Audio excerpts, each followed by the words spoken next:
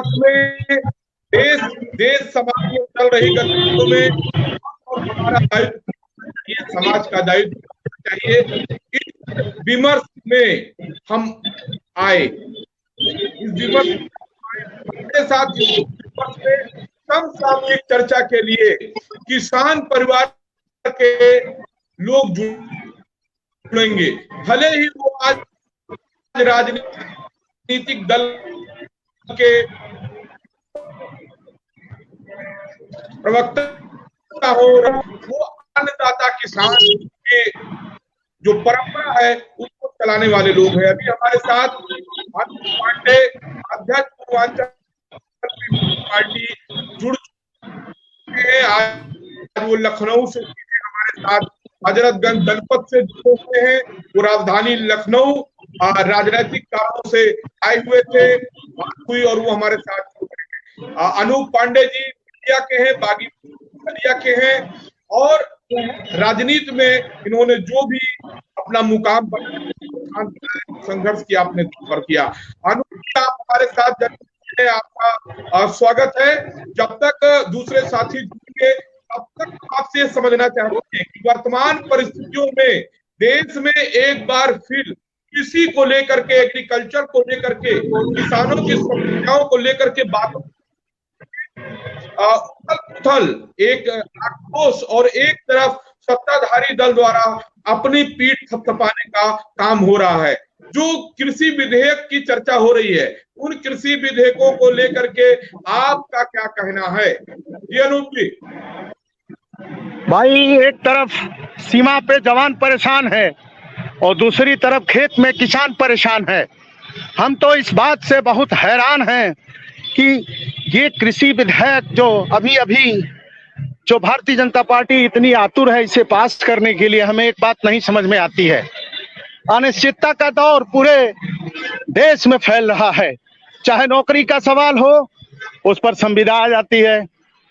किसान अपना खेत करके अपना सामान मंडी में ले जाके बेचता था, आज वो भी अनिश्चितता के दौर में जा रहा है। हमें ये नहीं समझ में आता है आखिर ये सरकार हर व्यवस्थाओं को अनिश्चितता के दौर में क्यों लेके जाना चाहती है? क्या सरकार को जल्दी है? आज नौकरी के सवाल हो, उस पर इनकी कोई व्यवस्था नहीं। 5 साल लोग परेशान रहेंगे, इसके बाद नौकरी देंगे ये। इसके बाद खेती की ले लीजिए, किसान नजदीक के सब्जी मंडियों में एक निश्चित तौर पे अपने उपज को बेच देता था, उसे जी खा लेता था। अब वो सामान बेच नहीं पाएगा, खेती करके परेशान रहेगा।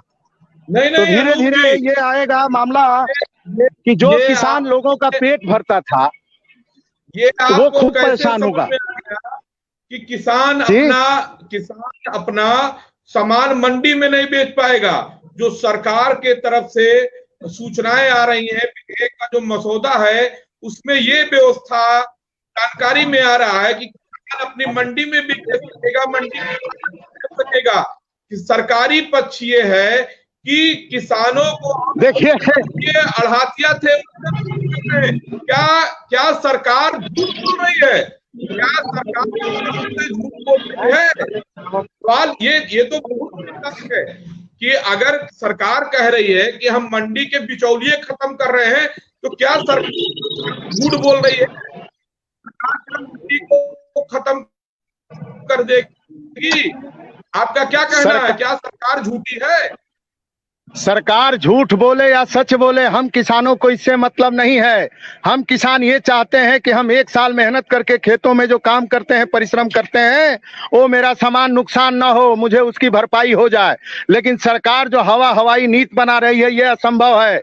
और पूर्व के दिनों में सरकार का अविश्वास घटा है। नोटबंदी पे सरकार ने जो कहा था वो नहीं हुआ, जीएसटी पे सरकार ने जो कहा था वो नहीं हुआ, कोरोना में सरकार ने जो देश के लोगों का साथ भरोसा दिया था वो नहीं हुआ।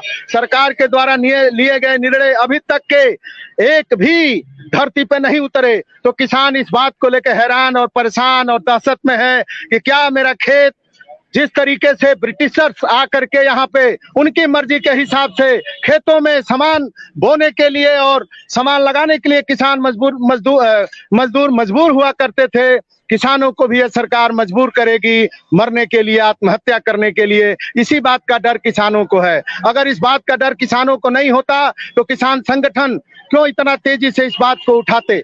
और सरकार झूठ बोल रही है, सच बोल रही है, या कांग्रेस से सरकार लड़े या अन्य पार्टियों से सरकार लड़े, इससे किसान को कोई मतलब नहीं है। कम से कम किसान के मुद्दों को राजनीति से बाहर करना चाहिए, क्योंकि यह मुल्क, यह देश 75% किसानों के से चला है। किसानों के बल पर हमारी जीडीपी बनती है। किसानों और नौजवानों और जवानों के बल पर यह देश खड़ा है। इसको राजनीति का बहस का मुद्दा न बनाया जाए। सबसे पहले किसानों से पूछा जाए कि ये जो नियम ला रहे हैं, कानून ला रहे हैं, इससे तुम सहमत हो कि नहीं हो।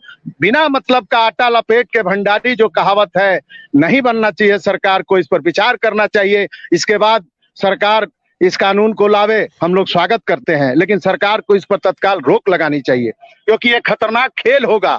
और ये खेल अगर सरकार खेल ले गई तो देश को बर्बादी की तरफ ले जाने से कोई रोक नहीं पाएगा। ये मैं कह रहा हूं, किसानों से बात करके कह रहा हूं, और जो मैं देख और सोच दोनों रहा हूं।